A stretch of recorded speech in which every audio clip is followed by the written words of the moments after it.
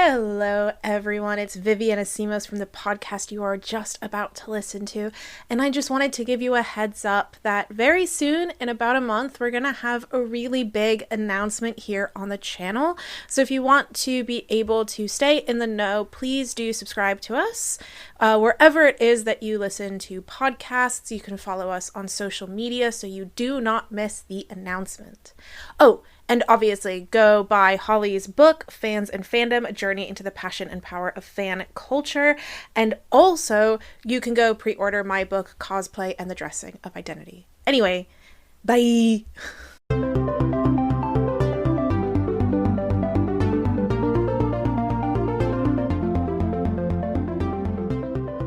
Hello and welcome to I'm a Fan of That, the show where we talk about the wonderfully complicated worlds of fandom through the objects we love. I am Vivian Asimos. And I am Holly Swinyard. And today we're doing something a little different. So a little peek behind the curtains for you listeners. Holly and I discuss tremendously our topics that we are doing. It's not all completely random and ad hoc like it might sound. I know, it sounds like we're always surprised about an object that we're bringing in or something, but it's just Holly's lovely acting and my terrible acting at play when we do that. However, today I switched things up on Ollie and messaged yesterday saying, do you mind if I do a different topic? And neglected to tell you what the topic was. I'm afraid. And the reason why is because I wanted to play a game with you instead of having an object. I like games. And if I told you what the topic was, it would ruin the game. Because basically you're going to try to guess what our topic is. Do you want to play a game? Oh, that's going to be fun to edit. Sorry. So, what I'm going to do is we're going to be leading into a particular topic. It's going to be video game centric, I'll tell you that. We're leading it in through a very specific video game, but we'll talk about the whole genre. So in order to do that, I have brought my playing stats of this one game that I have played across 3 consoles. And based off of what you know of me, and what you know of what kind of games are available. Is it Stardew Valley? Oh my god, Holly, can I at least, play the game? No, sorry. I'm autistic, no. Okay, well, let me read the stats anyway. Okay. Stardew Valley. So, my playing stats, just to give you a perspective of how much I fucking love this game. So, on Steam, I have put in 266 hours.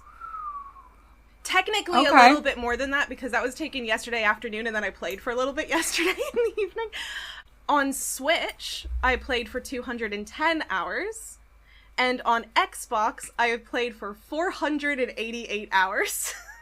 Just in case people want to wrap this all up, that is a combined 964 hours of my life that I have dedicated to Stardew Valley, which is the equivalent of playing for 40 days straight. Wow. I actually thought it was going to be more than that. My brain was like, that must be a really long time. I have taken breaks from Stardew every so often to play other cozy games. But yeah, we're going to talk about cozy games. I love cozy games. I've written about cozy games for the official PlayStation magazine. Ooh, so well, perfect. So, there we go. Yes, so I wanted to talk about cozy games because I'm also in the midst of playing Stardew Valley. And a lot of the cozy game population right now is in the midst of playing Stardew Valley because the 1.6 update dropped, which added a tremendous amount of new content to that game because Concerned Ape cannot stop touching that game. And the fact that it has been going on for so long and has so many new contents and it's still in a 1 point is astonishing. Insane to me. What that 2.0 drop is going to look like is he is not doing himself any justice. And he should charge for these drops, man. The fact that granted, I have supported him by paying for this game 3 times on 3 different platforms. And if there was a 4th platform that I enjoyed playing on, I know it's on mobile. I have debated on buying it on mobile. So you can play it on the train. But I figure I've already got it on Switch. I can't. I can't justify buying this game a 4th time and adding another 200 hours into a new platform. So I've never actually played Stardew Valley, weirdly. I think maybe because it's one of those games that is something of a time sink. Really? I didn't notice. One of the things I do know about it is that it is not quite as cozy as one might think, that there is more to it than just going and doing some farming.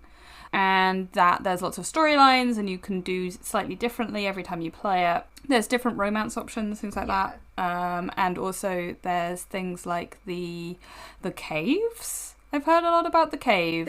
There are multiple, there's mines, there's caves, and people die in them. There's an additional mine shaft cave volcano thing that you can also go through that got added like not in the 1.6 but in a different edition at some point. Yeah. I know that people are very, very into it. I know that people I know the other thing is it's quite queer inclusive, that kind of thing. It's quite inclusive in general as a game by the looks of it. They've done put a lot of effort into it being that. Whether that's in the updates or in the original, I don't know, but the fact that is what it's known for is that it's a really easy game to play and feel safe in, I think is a very good thing. But yeah, it's not really one I've touched, like in the same way that I haven't really done Animal Crossing, because again, time sink. Let's not look at the numbers on Animal Crossing. Although to be fair, I think Stardew is my worst as far as time sink games are concerned. And it's my game that I return to. So whenever I'm having like a really bad mental health moment, I tend to turn to a cozy game, and most of the time, if I don't have one I'm actively playing, I'll just start a new save file of Stardew Valley, and I'll just replay it, which is why there's so many. And if you look, I've got so many different save files as well, because I'll just, if it's been a while, I'll be like, well, I'll just start again and start from the beginning and build this up from the start and do nothing with my life but listen to a podcast and play Stardew Valley. And that'll just be what I do for like 3 days straight. I'm not even kidding. So I find this quite interesting because if anyone looked at like the games that I play a lot of what I would call cozy horror. So I really like things like Cult of the Lamb, which I played obsessively after I had my surgery. It was all I could do. That was it. And I didn't even play I was literally just like making my cult better. That was it. I've played Lost in Random, which definitely kind of fits the same vibe. It's sort of Tim Burton-y kind of thing. It feels that the animation in it looks like stop motion style animation. It's very, very interesting. That one's sort of cozy gaming, sort of a RPG, but it definitely has a cozy feel to it. But that's the kind of game that I like playing if I'm looking at cozy games. I also, and the thing I wrote about for PlayStation Magazine is I would absolutely argue Lego games are cozy games, and I play Lego games I think a lot. Which I think this was going to be one of my first points of conversation with you, which would be the definition of cozy gaming, because I think this is something that also isn't really agreed upon. No. Because it's not really a genre in the same way. How can it be? Because it's a game. It's a vibe. Cozy. Exactly. It's whatever your vibe is. Some people like the organising games. I don't really get that. Personally, that's fine. I don't like organising my life in general. Why would I want to do it in a game? I really liked unpacking, which is just you unpacking boxes and put things away. I've seen that one, yeah. But I get it. I also understand why people would want to play it. It's just not for me. But like, that's a cozy game. In the same way that I would say that something like the Cult of the Lamb, which has imagery and stuff in it that some people may not like, just because of the style of it, doesn't necessarily mean that it's something that everyone's going to be into. But that's also a cozy game. One of the things that I'm concerned, I found really interesting was so the timing of Animal Crossing, the latest Animal Crossing that came out, New Horizons. It was right at the beginning of all the lockdowns. So it was March 2020 was when it dropped, which was just perfect for Nintendo, I do have to say. And it really blew up Animal Crossing. Animal Crossing people were playing it for the first time and experiencing it for the first time and really loving it. And there were a load of people who had never really played video games before that were picking up Animal Crossing because it was a relaxing brain thing to play during a very stressful period of time. I think also the fact that you could also visit each other and stuff like that. Yeah, it was a social thing as well. There's a social level to it as well, yeah. And one of the things that I found really fascinating was I ended up joining a group of okay, so this is going to be really like layers of fandom that I have. So I listen to a podcast that is recapping reality television shows. Which we have talked about before for those who have listened to all of these episodes. So I was on a Facebook group of people who are fans of that podcast. So it's fans of a reality TV show who listen to a podcast who become fans of that podcast, who also liked Animal Crossing. So it was the subset group of Animal Crossing fans who also listened to this podcast. Yeah, okay. There's a lot of levels also watch here. this show. This is the reality of contemporary popular culture. But on that, it was a lot of older people and particularly mothers and stuff. And so a lot of them were picking up games for the first time and were playing on like their children's Switch, and it was their save file and stuff that they were playing on. And they kind of, when they started getting sick of Animal Crossing after like 2 years of the game, they were like, where should I go next? And amazingly, the vast majority of them went to Legend of Zelda Breath of the Wild. Oh. Which was so fascinating to me because I would have suggested them other, like a Stardew Valley or something else that kind of fell in that same, let's just build, you know, a little island and enjoy life kind of sim. But there was something that scratched the same cozy brain for them, and for me as well, that was in Breath of the Wild. So I always think of Zelda games as a form of cozy game.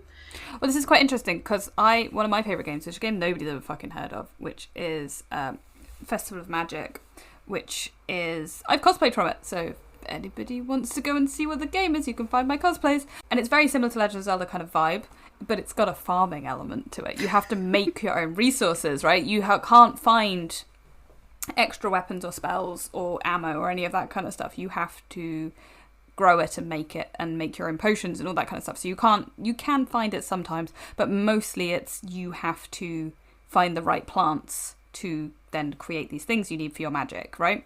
Or to upgrade your weapons and things.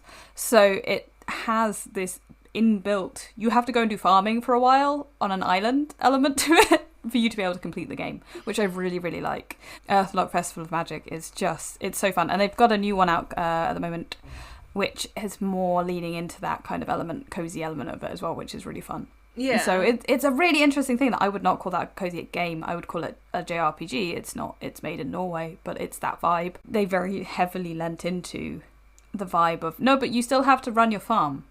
You still have to. You can't do anything else if you don't. You'll lose. You know? Yeah. Unlike, say, horror as a genre, there's like different elements that you would expect in that, but cozy is going to be so subjective.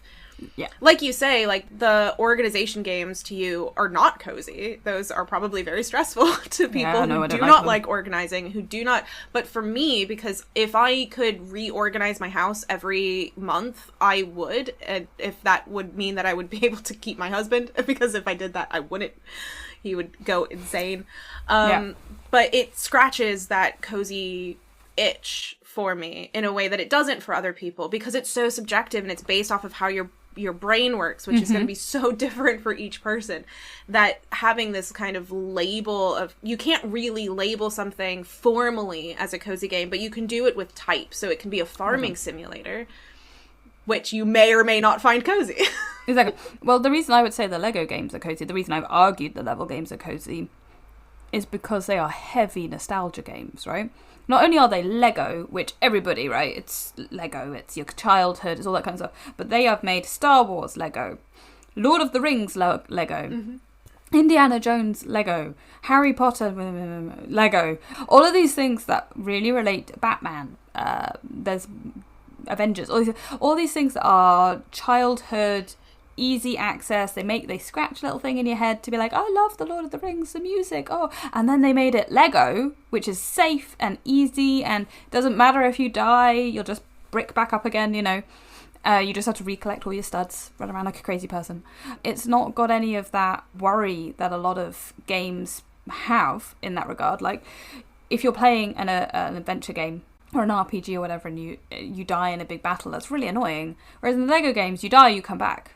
You know, you don't have that same thing, and it's not even like that scary. You just kind of fall apart and get built again, you know. So I think there is something about safety in cozy gaming that's like, you don't have to worry about what's going to happen. You don't, even if you don't necessarily know what the next level is going to bring, there's no stress. Like, playing horror games is incredibly stressful. Whether you're playing a more action-heavy one like the Resident Evil games, where you're constantly going and going, and you've got to get, oh no, there's more ammo, what do I need to do? Oh, I'm running out, I need to do my items. So it's very like, until you get to a safe room.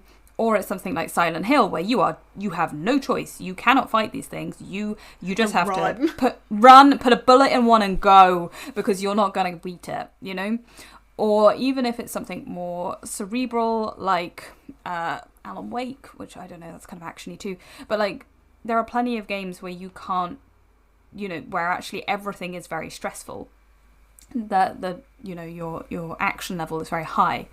Whereas the cozy games, even if they have that element to them, you're never feeling like your heart rate's going up. Yeah. You're never going to be like, oh, I missed getting that mini brick piece. Oh, okay, doesn't matter, I'll get it next time. It's not a big deal. I also think a lot of cozy gaming has a social element to it, right? So whether that's like Animal Crossing, where you can visit each other islands, or it's like the Lego games where you can multiplayer, and you can now multiplayer, I think, co-op across, you don't have to be in the same space. I might be wrong. It's been a while since I played them in that kind of element. But they've always had a multiplayer thing. Yeah. Even when there was on PlayStation 2 stuff, right?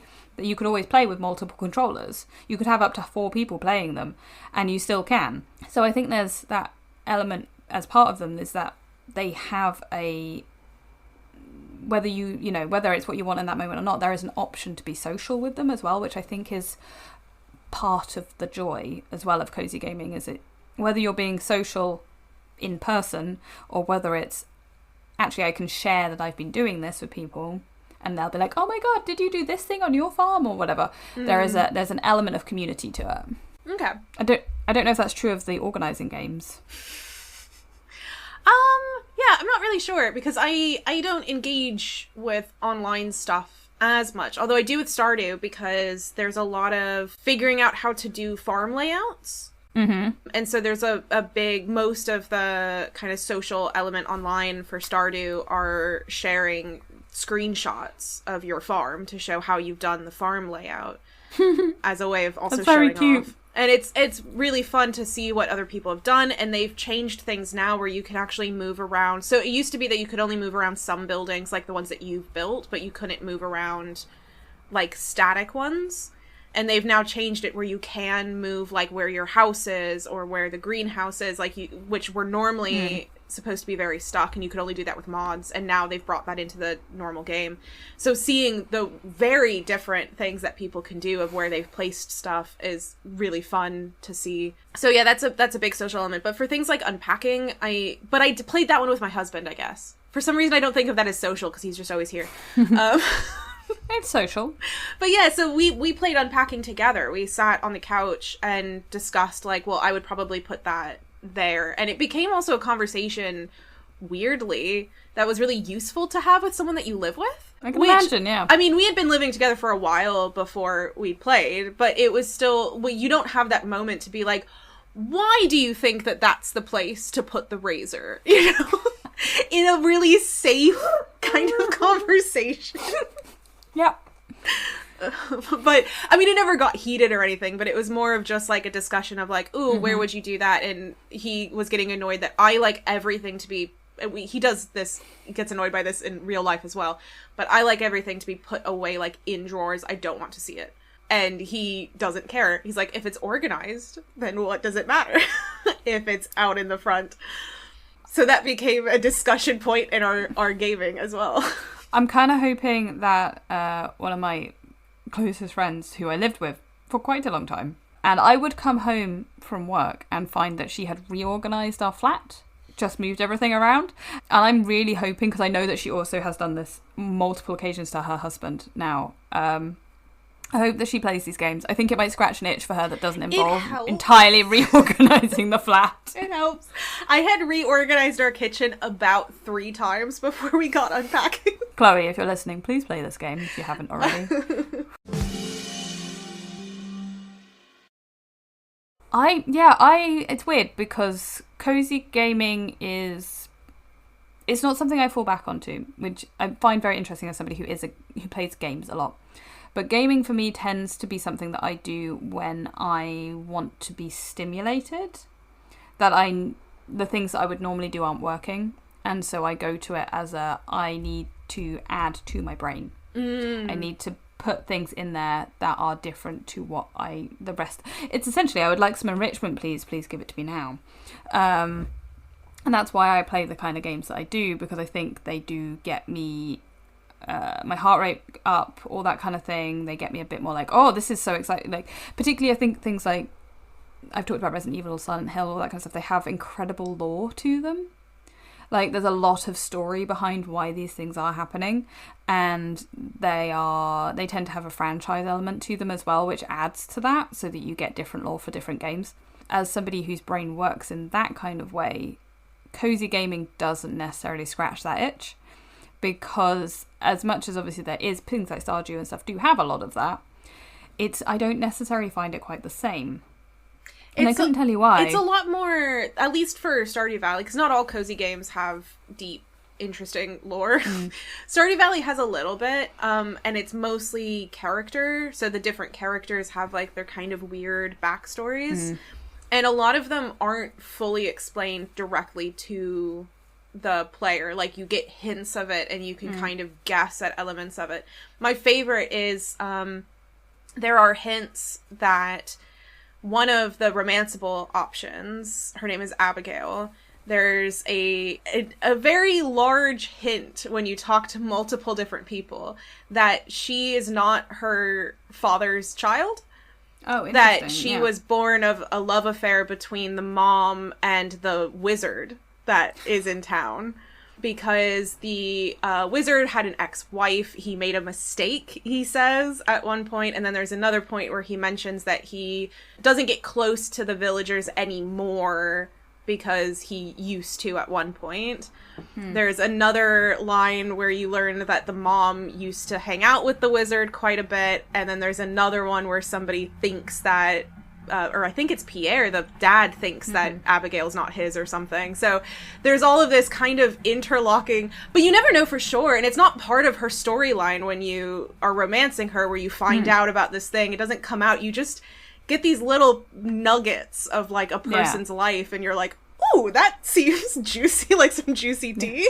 I find that quite interesting. Like, because I wouldn't say, a lot of the time with horror stuff, or that kind of ilk of game, you don't necessarily get all the answers either, but I think there is an element of you get an answer, if that makes sense. You get the answer that you find, or that you, particularly things like Silent Hill, you don't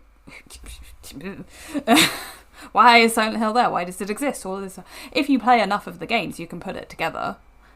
You don't necessarily get it in one game, though. So I do appreciate that thing of, like, you don't necessarily need to get all the information. Yeah, and some people, I like gathering the information. Some people, and I fall into this category of, I don't really care about talking to people, or I have played and finished the game very almost as full as I would like to, because you can keep playing Stardew Valley for forever. There's no, like, end to it. But I've played it to essentially my end without ever romancing anybody, because that's possible. Yeah. And it, so because I don't really, I like to play video games while listening to podcasts. So anything that's very reading heavy, or, like, I have to listen to the game to know what's going on, like audio cues, I don't like playing those games, because I can't then listen to a podcast. I find that really interesting, because if I'm playing a game, I'm playing the game. That's what I'm doing. Like, I love being able to hear the music and the soundscapes and the bits of background talking and chatter, all that kind of stuff, as well as the actual dialogue. I'll always have subtitles on, so in case there is any background chatter, I can definitely see what it's saying. Yeah. Like, for me, it's about being immersed in a world. And I mean, maybe that's why I prefer like RPG type games, because essentially I'm playing in a movie, right? At that point, I'm the main character in a movie, and I'm getting to decide how it goes. Even if it's sort of, I don't want to say on rails, but, like, you progress the story how it progresses, it's meant to go. But it still gets to be in an interactable version of the movie. I still get to decide which things I find, how I deal with a situation, all that kind of thing. That's what I love about video games, is that immersiveness of them. I am the person who puts headphones on and sits there and is like, I'm in this. Don't interrupt me. I think it's that weird thing that I have where I have difficulty doing one thing. My brain doesn't like doing just one thing. Whenever we sit down to watch a movie together, it is physically difficult for me to not be also looking at my phone or doing something else. And I find that there's always a part of my brain that's just not paying attention to what's going on. And so giving that something else to do while I'm doing something is always way more helpful to me. Is that true even in the cinema? If you went to the cinema? I don't like going to the cinema. I really hate going to the movies. It's so like... I love going to the cinema because I'm also very bad at not doing multiple things at once. Like, I need to fidget with things, but that's like it's almost like I'm trying to overstimulate myself. Whereas if I go to the cinema or I play a video game, I'm forcibly in one thing and my brain prefers that. Like, giving myself 2 hours to only focus on being in one story is the best thing ever. It's so good because I can't do it the rest of the time. I really struggle to focus the rest of the time, which is just because the world is very noisy. But it's also why when I get time to read, I will just read for hours and hours and hours. Reading is something I can just do. Although I tend to also put on music when I'm reading, so maybe that doesn't count. But I literally can't do anything else. If I'm reading, I'm reading. If I'm watching a movie, I have to watch the movie. And I'm very bad at it. My mum's always like, why are you on your phone? And it's because I'm just like, but I can't focus. But then every so often there'll be a TV show that I'm like, this is enough for me to be like, yes, I'm in. Blinkers on. This is what I'm watching now. I don't care about anything else. I don't mind only watching a show or a movie if I'm able to speak with my partner, because then to me, that's the other thing I'm doing. But if we're just quietly watching a movie together, I cannot stand it. That's so interesting. So that's why I don't like going to the movies. I'm surrounded by people I don't know. It's really loud. I can't move. I can't pause to go to the toilet. It's just really annoying. I really dislike it. Whereas I will take myself to the cinema on my own because it's a treat to be. My mom used to do that. Yeah. It's just sitting on my own in the dark watching a movie. Because to me, it's like I would rather be doing something more social. If I'm going to say go somewhere with my husband, I'd rather go where I can actually talk to him, and I can't do that in the movie. Although we've been going a bit more often. Like, we saw The Boy and the Heron in theaters, and that was fun because it was a small theater and it was only other adults there. I was worried that there were going to be a bunch of kids, but luckily there wasn't. Yeah. So last summer, my local cinema, which is a small arts cinema, took myself to go and see they re-showed The Lord of the Rings 1 week after the next. They did each film. And I took myself to see it all. And the last one, The Return of the King, my other half was here and they wanted to come with me. So we both went together. And I got quite cross because I was like, you were interrupting the viewing experience. Like, it wasn't like I was actually cross, but I was just sat there like, oh, when I came to see it on my own, there wasn't anybody else here. And it was just me because I had a whole row to myself as well. So I was just there like, nobody's here. This is great. And it was fun watching it with my other half. It was, I wasn't mad about it, but I was just like, it was different. It's different. It was a very different experience. Would I have preferred to have gone on my own? Maybe. I hope they're not cross at me for saying that. But it was very interesting for me to be like, oh, okay, cool. So in some experiences, I really want this to be a me thing, where it's just quiet and dark and nobody's here. It's just me in the movie. Which is probably why I like playing video games. And it's probably why I like playing the video games I play. Because they don't tend to be multiplayer. Granted, I don't like to play multiplayer, but I used to play a lot more... See, this is why having conversations about what counts as a cozy game is interesting, because obviously, as has been mentioned before on this podcast, I'm a huge Zelda fan. So I grew up playing Zelda. I've played Zelda for ages. I've played a lot of other kind of action games. I like RPGs, like traditional JRPG turn-based shit. I love that. But lately, probably about from PhD onward, I really fell off of certain types of games that my brain just struggles to play them now. And I don't know whether it's because I found a genre that fits better, or if it's because, I don't know, my brain just has actually shifted in the way that it works. No, because I used to play a lot of things like Uncharted and stuff like that. Yeah. Which is arguably very similar to the ones I now play, but I went back to try and play Uncharted recently and it just didn't click for me anymore. You know, the style of play, the way you had to do things, it was really frustrating.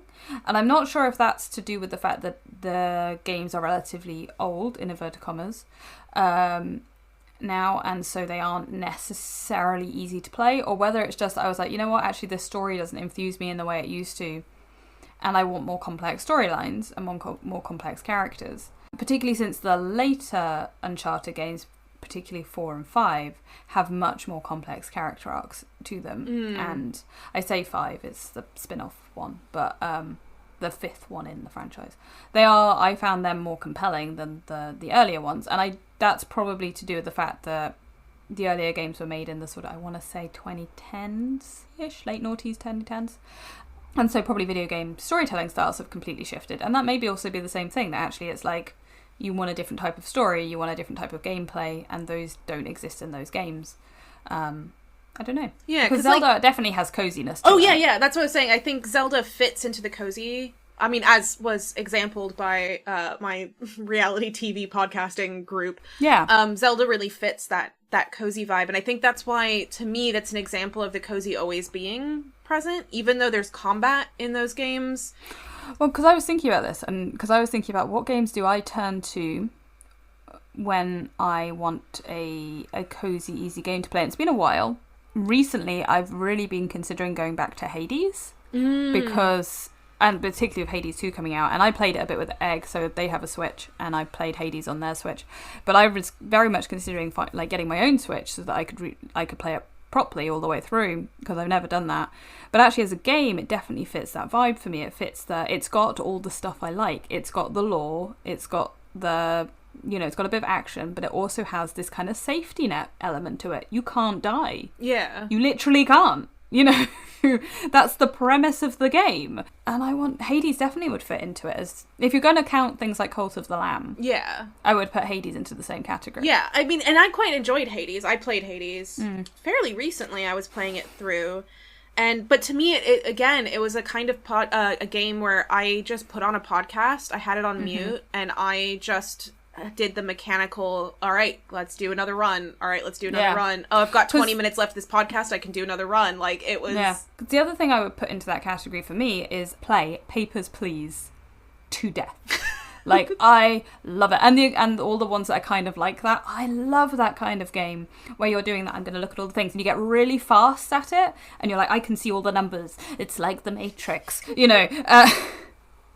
I love games like that. I think Portal I would put into that category as well. Puzzle solving in Portal. Yeah. I can play Portal I have played it so many times. I've played Portal 2 so many times, and I know how to solve them. And yet every single time, I love it. It's great. It's good. Feeds the brain buggies. Nom nom nom nom nom nom nom. Whereas, that's not necessarily the same of Team Fortress or Half-Life. I haven't really gone back to those particularly. Whereas Portal, I'll go back to Portal, Yeah, because I think that's the thing with Zelda, is that the bits of it that I always really liked was being able to just cut off everything about the story and just sit and try to figure out puzzles in a dungeon. And that was all I needed to do. And I think that's what Breath of the Wild had the most of, was just explore, solve a puzzle in a dungeon. Explore, solve a puzzle in a dungeon. And then I was like, great, give me more of that. That's the crossover point, right? With a lot of horror games. You have to solve puzzles. Yeah. How Resident Evil is known for solving puzzles. Silent Hill is known, particularly Silent Hill 4, is very well known for solving puzzles. That's what you have to do. You don't actually, as much as there are monsters and stuff, you run away from them and then you solve the puzzle. And I wonder whether that's it, that a lot of horror games have that crossover with things like Zelda, because they have puzzle solving as well. Probably. That you have, your brain is like, I want to scratch that itch, give me some puzzles to solve. Because one of my favourite games is The Room, which is a mobile game. And it's essentially an escape room style game. And everyone should play them. There's 4 of them at the moment. They are so good. And they get progressively longer. And then they have cutscenes, which I wasn't expecting cutscenes in a mobile game. And they're just really fun. And you just have to solve puzzle boxes in different spaces and use the environment and all this kind of stuff. The 4th one is literally a doll's house, and you move from room to room, solving each room in the doll's house. It's very clever. But also, again, it's kind of spooky, but nothing bad's going to happen. Nobody's going to attack you. It's a puzzle solving simulator. But it's got a vibe. It's great. See, but that's what's interesting about, because Stardew does have combat. And I think a lot of the time, some people will define a cozy game based off of purely whether or not there's combat. No. So, but because I think if Stardew cannot fit your definition of cozy game, then it's not a good definition of a cozy game. Like, to me, I one of the benefits of Stardew Valley that has happened is it really started to proliferate the genre of cozy game. Yeah. I mean, they were always there. We've already talked about that. You know, things like Zelda, cozy-esque games have always been around. But them as, like, a concept that someone can, that's what I play. I play these games, didn't really exist in quite the same way until after Stardew Valley. So that's why I think, you know, that kind of is the example case of it. And things can improve on Stardew Valley, and Stardew Valley is constantly improving on itself, but it has to fit that definition. Yeah. And Stardew Valley has combat. Like you said, there are so in the traditional, you can change elements of it to where this isn't how it works, but traditionally in the game there are mines that you go into, and that's where you get your ore and stuff like that, and there are monsters in there that you have to battle. I mean, I say battle, you swing a sword, you just press the interact button to swing a sword, and you have to swing it in its general direction. It's not very complicated combat, it's not detailed combat, but it is combat, and you have a health bar. But when it drops below, it's not like your character dies. You get you wake up in the hospital and someone found you unconscious, and then that's where the game, you know, that's where the game drops you. And sometimes there's a consequence to it, but not very often.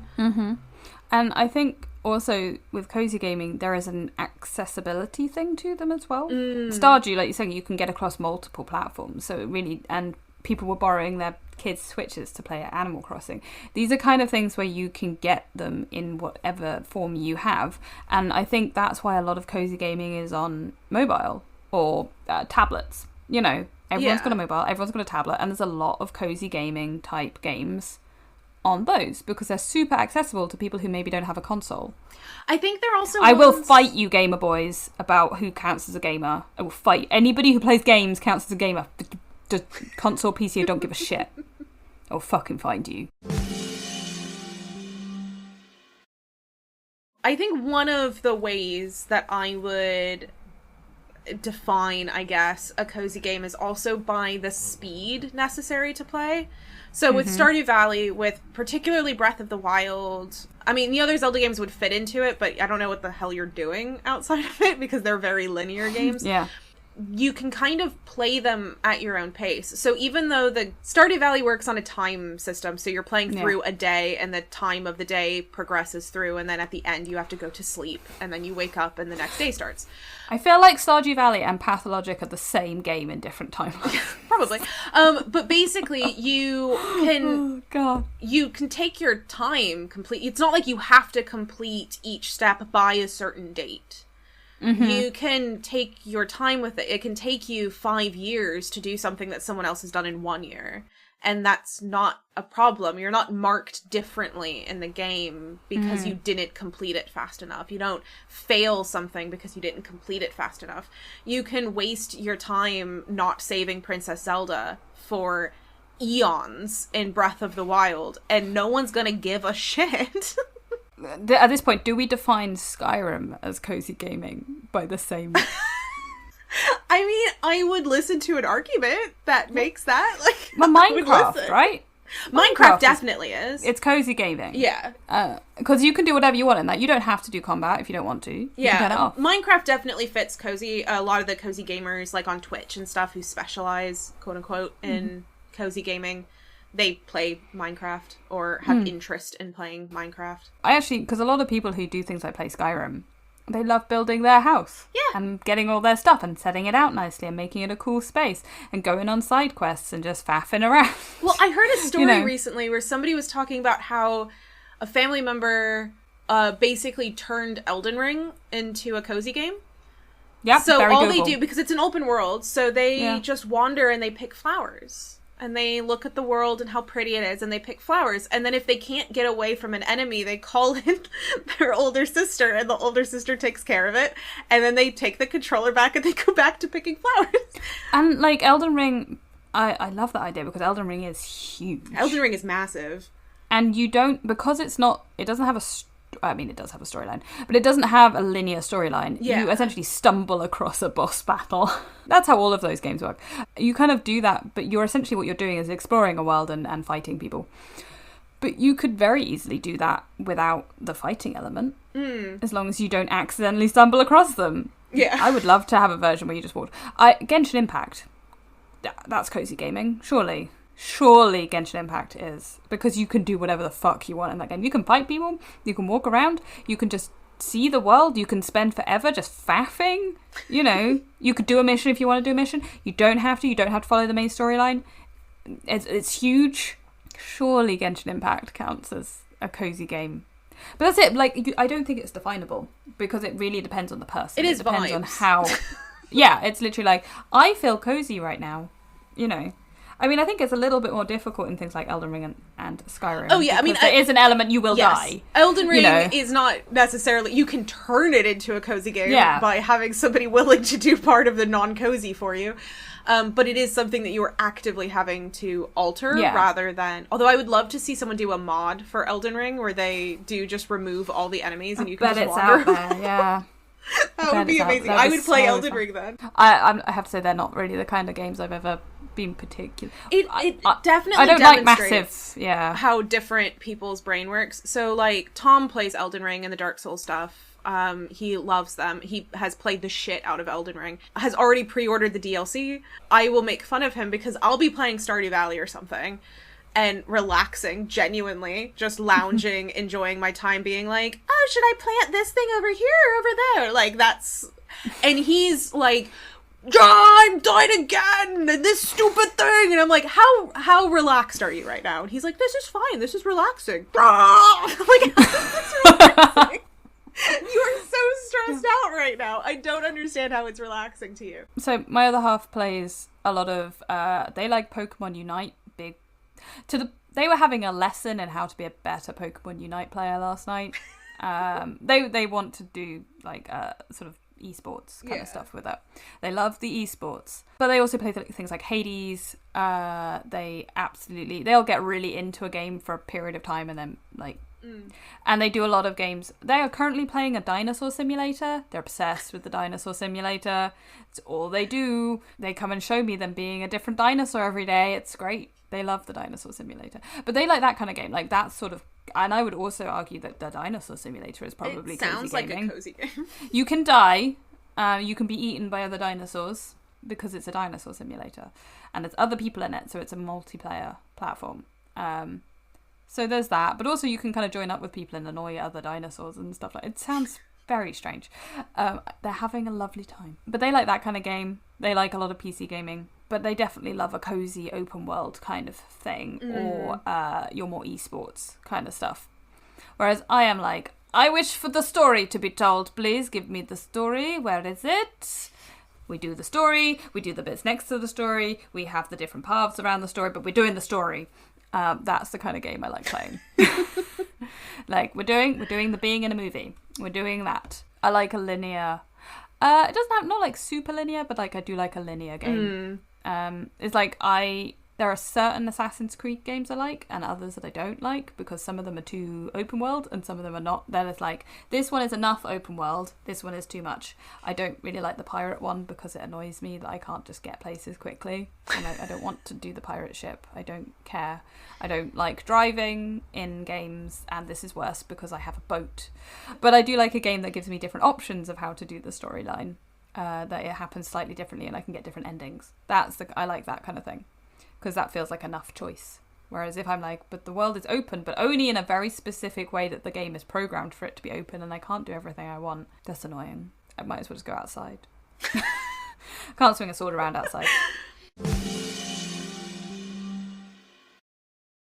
Okay, so there's an aspect of at least the more popular cozy games that I find really fascinating, which is, okay, Vivian's going to be a socialist. It's this kind of weird idealized form of capitalism. Which is, it's one of those things where I'm like, it's only cozy because in this world, capitalism works. And everyone's totally on board with it. And everyone's okay with it, and somehow it all works out. Because, like, Animal Crossing, for example, it starts with you being in debt. that's the hitch, the hook of Animal Crossing, is you show up. In the original games, you showed up where they think you're supposed to be the mayor, but you're not. They just mistook it, and now you're just in this world being mayor. It's like, okay. Yeah, okay. And part of that is that you then have to, like, get a house, and so Tom Nook, who is the loan shark of the games, gives you a loan, and then you have to pay back Tom Nook. And so all this stuff that you're doing is in order to pay back your loan. That's Animal Crossing, is you are paying back a loan. And then each time you pay off the loan, Tom Nook's like, but I could give you a bigger house. Oh my god. Which is just like, it's one of those things where it's like, it shouldn't be cozy. Feeling like I am trapped in debt cycles by a raccoon should not be cozy. And yet it is. But partly because I can just pick flowers and then sell those, and that pays off my house, and I can't do that in real life.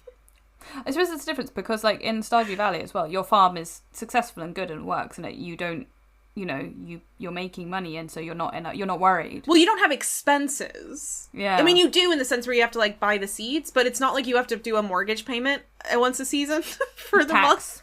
You don't have to pay your tax. You don't have to do, like, upkeep on your own self. It's just the maintenance of the farm. And that's kind of it. And like I said, you can do it at your own pace, so you can have, like, half the farm just in ruin, and it's fine.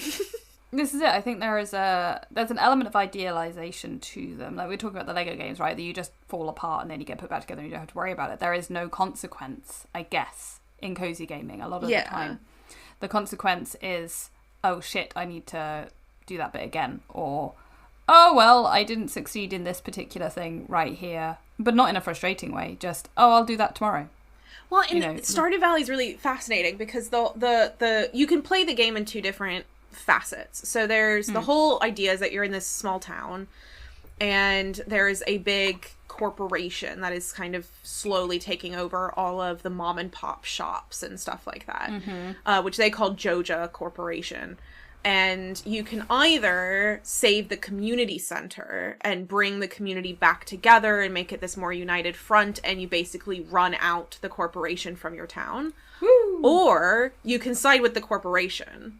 And you get all the same stuff. So, if you finish up doing an aspect of the community center, you get your greenhouse rebuilt. Or you could pay Joja to rebuild your greenhouse. So you could do it either way, and you still get the same benefits either side. It's just a matter. Does anyone side with the corporation? Oh, yeah. Why? People do, because it's all money. So with the community center, you have to, like, give items, and so you have to, like, farm certain things or try to get certain stuff involved, and it can take a lot of time and energy. Or you can max out the capitalistic side of your farm and only specialize in the things that make a load of money, and then just pay Joja Corp to do everything. I feel like there should be a lesson there. So, but everyone acknowledges that you're doing the evil thing by siding with the corp. But what's really fascinating is even if you do the community center thing, by the end of the game, you're basically the big corporation. Like, you're this massive farm. That is a lesson. That's making millions, like, a day sometimes, if you can, like, max things out properly. Which, by the way, the other side of the community for Stardew Valley players is demonstrating the max capacity of maxing out your profits. And they'll have maps of exactly how you can lay out things so that way it takes minimum effort to, like, fill the kegs and things like that in order to make wine, and then you put it into the casks and it takes time, but then you're making, like, super wine and stuff like that. Why is cozy gaming capitalistic?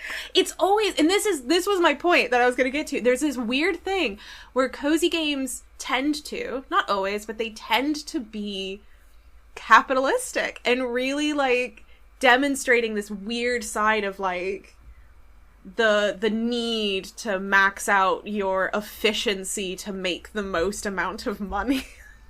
Which is like, but that's why I'm playing this game, is so I don't have to think about the fact that I'm not efficiently making a lot of money right now. I kind of feel like the interesting thing about Cult of the Lamb is that it sort of acknowledges that. I was just about to say is what I really loved about Cult of the Lamb is that they're like, so you're evil, right? All right, yeah. we got this. It's evil. You're gonna kill some people. You're gonna brainwash all these poor saps into doing everything for you and worshipping you as a god. Excellent. Off you go. I should at some point do something with Cult of the Lamb because it's very interesting from a religious studies perspective.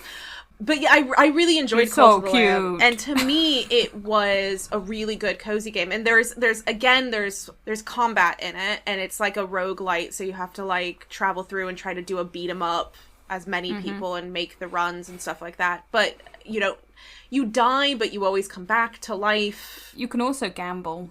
You can gamble. You can do gambling, and you can play cards, and you can do fishing. I like the fishing. Yeah, there's loads of stuff that you can do in that game. But then you also acknowledge the fact that you're evil and bad.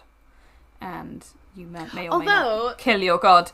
The thing is that there are ways to play Cult of the Lamb that is much more, I was going to say beneficial, but like you can make choices where you don't harm your people. Yeah, no, when I play it, I tend to do as much as I can for like the community to make it feel like it works. Like that everybody's kind of involved and the best is happening within the structure of the game kind of thing. But there is also an element of like, I don't know, because if you as the player, right, are going out and doing the roguelite stuff, you're going and putting yourself in danger. And while your cult, your followers may be working and toiling, I don't feel like it's not like you're literally just sitting there and be like, work for me, make money. I don't know, it's an interesting thing, isn't it? You are contributing as much as anybody else. So maybe it's not quite so evil. It is kind of evil. Again, it depends on the choices that you make. Yeah, but it's so cute. I tried to save every single person I came across. Like, every single one. If they were in, like, a bad situation, I would do my absolute best to save them. Even from that spider guy who would always... That was so frustrating to me. I kept being like, stop, I don't have enough stuff. I genuinely would try to save as many people as possible.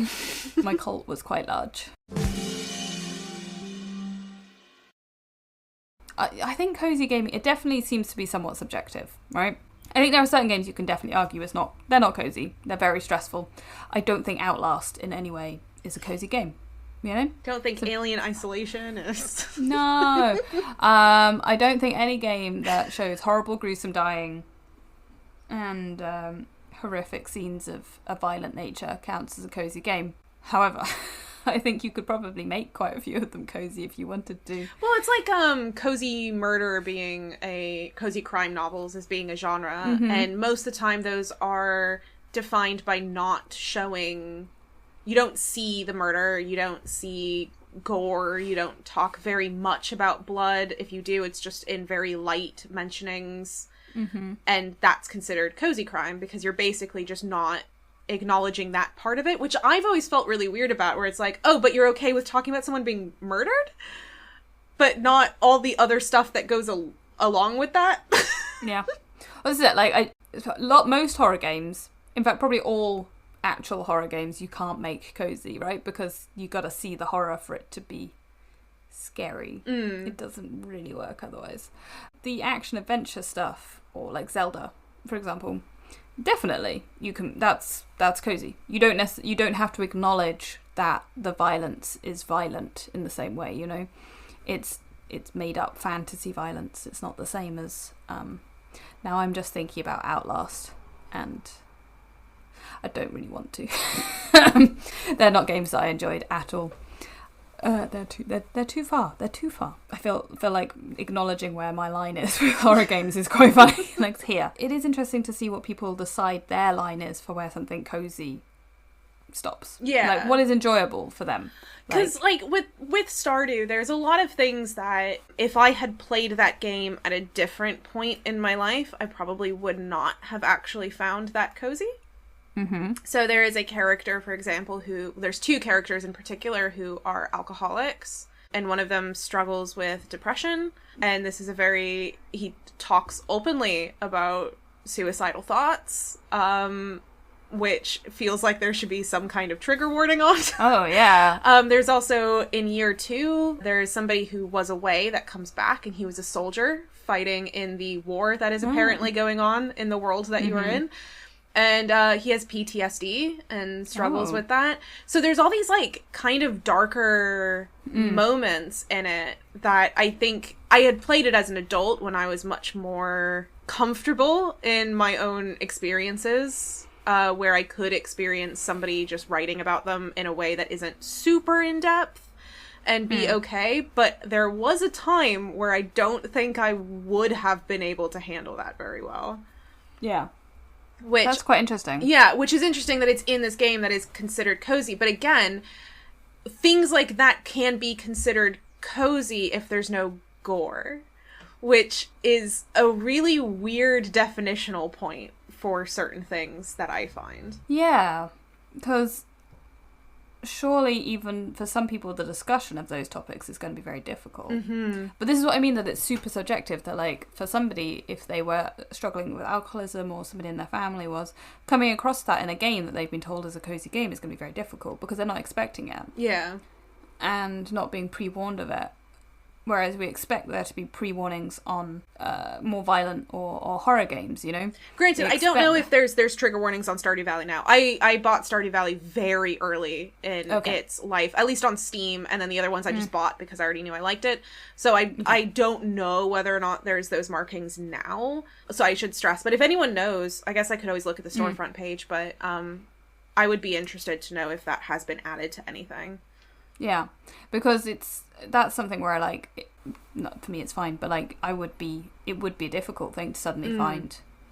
But yeah, so cozy gaming, clearly not something very easy to define, and I don't think anything like that ever is. Then again, I think genre defining is quite hard anyway because everything crosses over. Yeah. I'm not somebody who believes in strict, rigid, defined genres ever. Then again, I never believe in particularly strict, rigid rules and categories for anything in life, but that's fine. I think we should end this there. If you guys have got a favourite cozy game, please do let us know, because it's always good to find new ones. Especially if I haven't played them.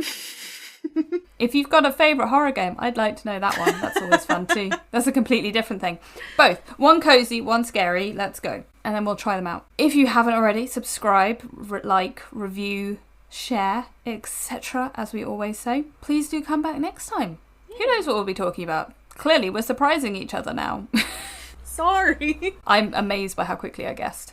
I'm slightly... I thought it was pattern recognition. A bit more hard. Granted, you do know that I'm playing it currently. Massive amounts of pattern recognition. But yes. Goodbye, guys. We'll see you maybe... I hope we don't actually see you. That might be creepy. But you'll hear us soon. Bye! Bye!